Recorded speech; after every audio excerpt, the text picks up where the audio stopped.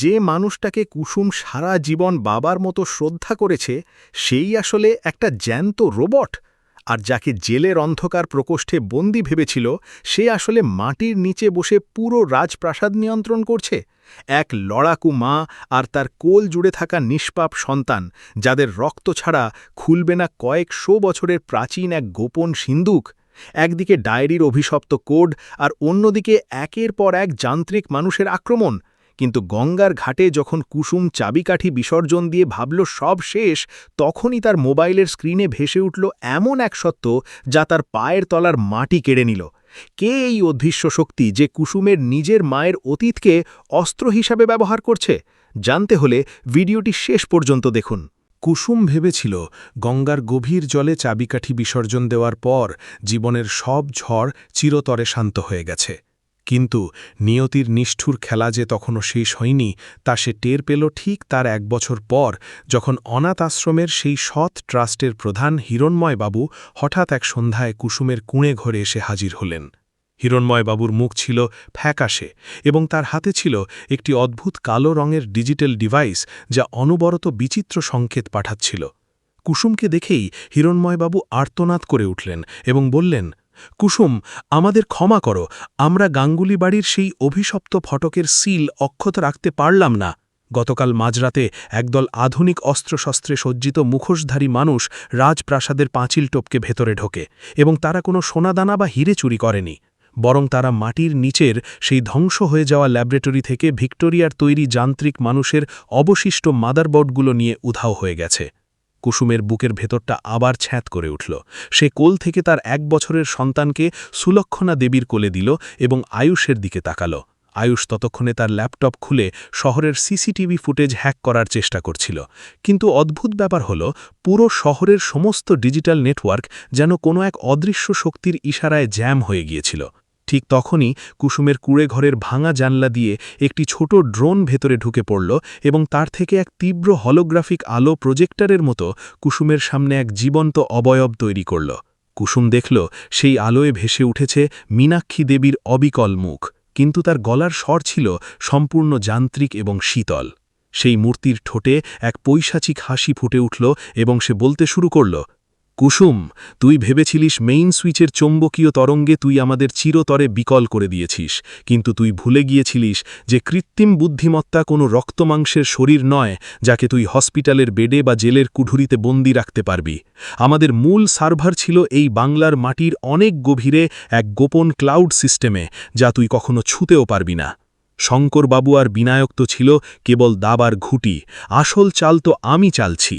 ল্যাবের সেই robotic memory এখন ইন্টারনেটের মাধ্যমে বিশ্বের এক শক্তিশালী অপরাধ চক্রের হাতে চলে গেছে, যারা এই প্রযুক্তি দিয়ে পুরো পৃথিবীর শাসনভার নিজেদের হাতে নিতে চায়। আর এই কাজের জন্য আমাদের শেষ যে জিনিসটা প্রয়োজন তা হলো তোর সন্তানের ডিএনএ কোড, কারণ তোর মা সুলক্ষণা দেবী ছিলেন সেই ব্রিটিশ বিজ্ঞানীর বংশধর যার রক্ত ছাড়া এই যান্ত্রিক সাম্রাজ্যের চূড়ান্ত কোড আনলক করা অসম্ভব। তাই আর মাত্র 12 ঘন্টা সময় দিলাম কুসুম, তুই নিজে তোর সন্তানকে নিয়ে গাঙ্গুলি বাড়ির সেই নিষিদ্ধ ছাদের মেইন কন্ট্রোল রুমে চলে আয়, অন্যথায় এই ড্রোনটি এখনই পুরো অনাথ আশ্রমকে এক শক্তিশালী বিস্ফোরকের সাহায্যে উড়িয়ে দেবে। হলোগ্রামটি মুহূর্তের মধ্যে মিলিয়ে গেল এবং ড্রোনটি ঘরের এক কোণে স্থির হয়ে লাল আলো জ্বালাতে লাগল, যার মানে হল টাইমার চালু হয়ে গেছে। কুসুমের চোখের সামনে তখন অন্ধকার নেমে এলো। সে বুঝতে পারল এই লড়াই কোনো সাধারণ মানুষের বিরুদ্ধে নয়, বরং হল এক অপরাজেয় প্রযুক্তির মায়াজাল যা মানুষের আবেগ আর ভালোবাসাকে অস্ত্র হিসেবে ব্যবহার করছে। আয়ুষ কুসুমের হাত শক্ত করে ধরে বলল, কুসুম, আমরা এবার পালাবো না বা ভয় পাব না। শঙ্করবাবু জেল থেকে যে গোপন ডায়েরির কথা আমাদের বলেছিলেন, যা মীনাক্ষী দেবীও জানতে পারেনি, সেই ডায়েরির একটা পাতা আমার কাছে রয়ে গেছে, যেখানে লেখা আছে এই যান্ত্রিক মানুষদের ধ্বংস করার একমাত্র উপায় হল এক বিশেষ ফ্রিকোয়েন্সির শব্দ তরঙ্গ, যা গাঙ্গুলি বাড়ির নিচে থাকা সেই প্রাচীন শিব মন্দিরের কোষ্ঠী পাথরের তৈরি ঘণ্টা থেকে নির্গত হয়।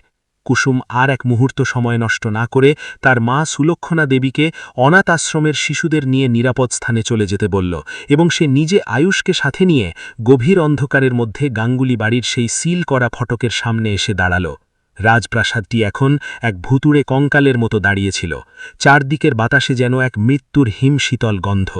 কুসুম অত্যন্ত সাবধানে সেই লোহার গেটের তালা ভেঙে ভেতরে ঢুকল এবং তাদের পায়ের শব্দে বাগানের চামচিকাগুলোর ডানা ঝাপটে উড়ে গেল।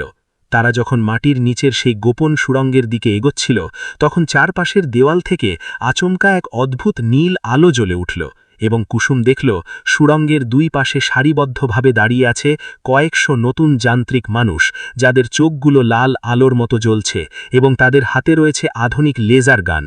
কুসুম বুঝল মীনাক্ষী দেবী মিথ্যা বলেনি, সে সত্যি এক নতুন যান্ত্রিক বাহিনী তৈরি করে ফেলেছে। কুসুমের বুক কাঁপছিল, কিন্তু কোলে থাকা সন্তানের নিষ্পাপ মুখের দিকে তাকিয়ে তার মাতৃত্ব এক অদম্য রুদ্রমূর্তিতে রূপান্তরিত হল। সে আয়ুষের দিকে ইশারা করতেই আয়ুষ তার পকেট থেকে এক বিশেষ ধরনের ইম্পালস গ্রেনেড ছুড়ে মারল, যা সাময়িকভাবে ওই যান্ত্রিক সৈন্যদের সেন্সরগুলোকে অন্ধ করে দিল। সেই সুযোগে কুসুম সুড়ঙ্গের অন্ধকার পথ বেয়ে একদম নিচে সেই প্রাচীন শিব মন্দিরের গোপন দরজার সামনে পৌঁছে গেল। দরজাটি ছিল এক বিশাল পাথরের স্ল্যাব, যা সহজে নড়ানো অসম্ভব, কিন্তু কুসুম দেখল দরজার গায়ে ঠিক তার মায়ের হাতের চিহ্নের মতো এক খাঁজ কাটা অংশ রয়েছে। কুসুম বুঝতে পারল তার মায়ের বংশের রক্তই এই দরজার চাবিকাঠি। সে নিজের হাতের তালু সামান্য কেটে সেই রক্ত পাথরের খাঁজে লেপে দিতেই এক বিকট শব্দে পাথরের দরজাটি খুলে গেল। ভেতরে প্রবেশ করতেই তারা দেখল এক বিশাল কোষ্ঠী পাথরের শিবলিঙ্গ এবং তার ওপরে ঝুলছে সেই প্রাচীন বিশাল ঘণ্টাটি, যার গায়ে বিচিত্র সব তান্ত্রিক নকশা এবং বৈজ্ঞানিক সমীকরণ একসাথে খোদাই করা আছে। আলেকজান্ডার এবং তার দলবল ঠিক সেই মুহূর্তে মন্দিরের ছাদে সুড়ঙ্গ খুঁড়ে নিচে নেমে এলো। আলেকজান্ডারের হাতে ছিল এক শক্তিশালী রকেট লঞ্চার। সে অট্টহাসি হেসে বলল, কুসুম, তুমি নিজেই আমাদের কাজ সহজ করে দিলে। এই মন্দিরের নিচেই ছিল সেই মূল লকার, যা খোলার জন্য আমরা ছটফট করছিলাম। এখন তোমার সন্তানের রক্ত দিয়ে আমি এই লকার খুলব এবং পুরো ব্যাংকিং সিস্টেম আমার হাতের মুঠোয় চলে আসবে। আলেকজান্ডার তার বন্দুক কুসুমের সন্তানের দিকে তাক করতেই কুসুম এক লাফে সেই কোষ্ঠী পাথরের ঘণ্টার নিচে চলে গেল এবং মন্দিরের দেওয়ালে থাকা লোহার রডটি দিয়ে ঘণ্টায় এক তীব্র আঘাত করল। মুহূর্তের মধ্যে পুরো সুড়ঙ্গ জুড়ে এক অভূতপূর্ব গম্ভীর ধ্বনিতরঙ্গ তৈরি হল, যা সাধারণ মানুষের কানে কোনো ক্ষতি না করলেও সেই যান্ত্রিক মানুষ এবং আলেকজান্ডারের সাথে থাকা আধুনিক ডিজিটাল ডিভাইসগুলোর সার্কিটকে মুহূর্তে পুড়িয়ে ছাই করে দিতে লাগল।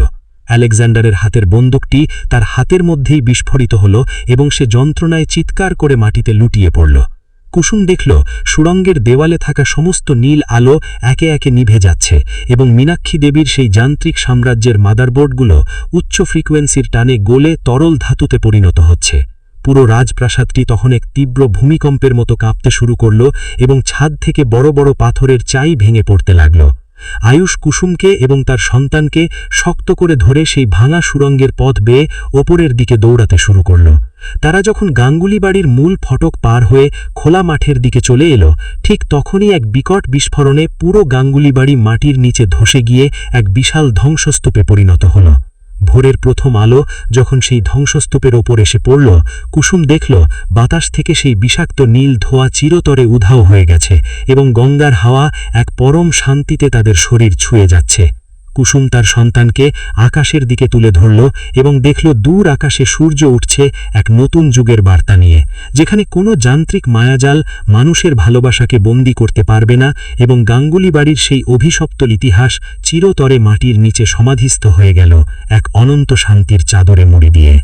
গাঙ্গুলি বাড়ির সেই বিশাল ধ্বংসস্তূপের ওপর যখন এক এক করে ৩টে ঋতু পার হয়ে গেল, তখন কুসুম ভেবেছিল এবার হয়তো সত্যি পৃথিবীর সমস্ত কৃত্রিম মায়াজাল থেকে তারা মুক্তি পেয়েছে। গঙ্গার পাড়ের সেই ছোট কুঁড়ে ঘরটিতে এখন প্রতি সন্ধ্যায় সুলক্ষণা দেবী তুলসীতলায় প্রদীপ জেলে বসেন, আর আয়ুষ শহরের এক ছোট স্কুলে বাচ্চাদের বিজ্ঞান পড়াতে শুরু করেছে। কুসুমের সন্তানটি এখন টুকটুক করে হাঁটতে শিখেছে। তার মুখে সারা দিন এক অদ্ভুত দেবদূতের মতো হাসি লেগে থাকে, যা দেখলে কুসুমের সমস্ত ক্লান্তি নিমেষে দূর হয়ে যায়। কিন্তু নিয়তি যে কত বড় ধূর্ত এবং তার জাল যে কত দূর বিস্তৃত, তা কুসুমের মতো সাধারণ এক লড়াকু মায়ের পক্ষে আন্দাজ করাও সম্ভব ছিল না।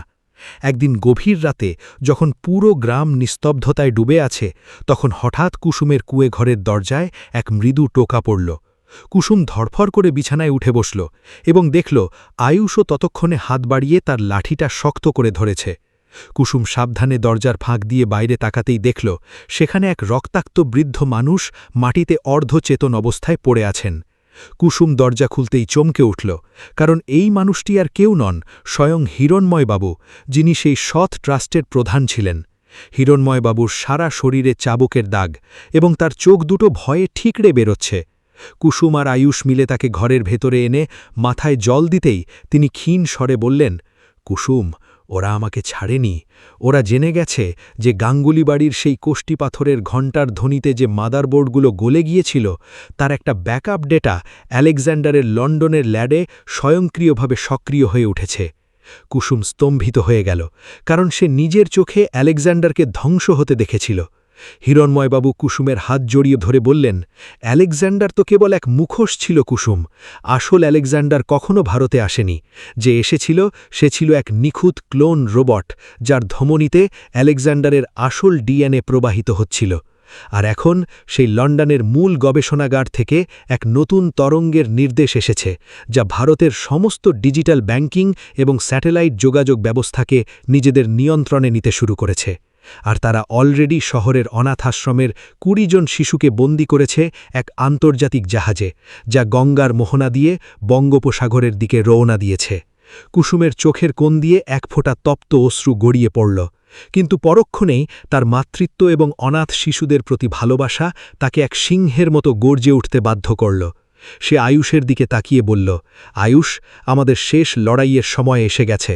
আমরা যদি এখন ঘরে বসে থাকি, তবে গাঙ্গুলি বাড়ির সেই অভিশপ্ত পাউডারের বিষ পুরো দেশের শিশুদের জীবন কেড়ে নেবে। আয়ুষ আর এক মুহূর্ত দেরি না করে তার পুরনো বন্ধুদের সাথে যোগাযোগ করল, যারা একসময় কোস্টিং গার্ডে কাজ করত। কুসুম তার মা সুলক্ষণা দেবীর হাতে নিজের সন্তানকে সঁপে দিলে বলল, মা, যদি আমি ফিরে না আসি, তবে ওকে বলো তার মা কোনো কাপুরুষ ছিল না, সে অন্যায়ের বিরুদ্ধে শেষ রক্তবিন্দু দিয়ে লড়েছে।